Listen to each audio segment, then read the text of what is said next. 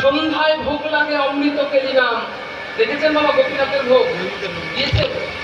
দেখবেন গোপীনাথের ভোগ আমরা যেরকম একের পর এরকম ভাবে দিই তো, আর গোপীনাথের ভোগটা এরকম ভাবে হয় না, লম্বা ভাবে হয়, একের পর এক সারি সারি সারি সারি 12টা আকাশমিক পাত্র, 12খানা মাটির পাত্রে ভোগ লাগায়।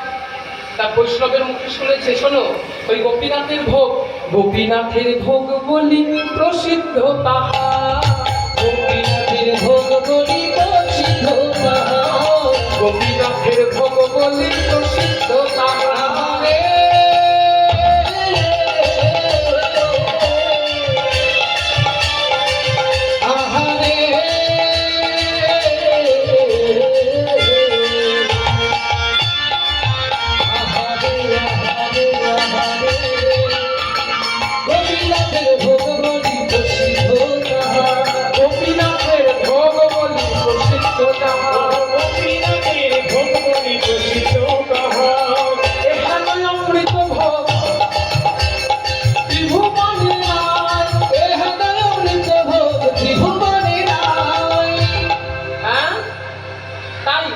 মাধবেন্দ্রপুরী মনে মনে চিন্তা করে, আহাগো বৃন্দাবনে আমার গোপাল আছে, গোপীনাথের ভোগ বলে যদি প্রসিদ্ধ হয়, কি করি?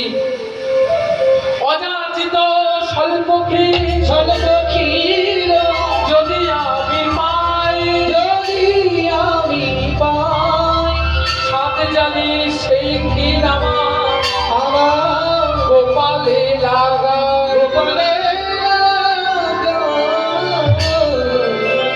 নাই তুলনা, নাই তো নাই তুলনা, নাই তুলনা, নাই তুলনা, নাই তুলনা, অমৃত কেলি নাই তুলনা, অমৃত কেলি নাই তুলনা, অমৃত কেলি নাই তুলনা, অমৃত কেলি নাই তুলনা।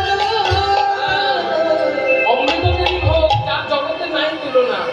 বেশ, গোপীনাথ ভক্ত ইচ্ছা ভগবান, ভক্ত স্বরূপ ভগবান,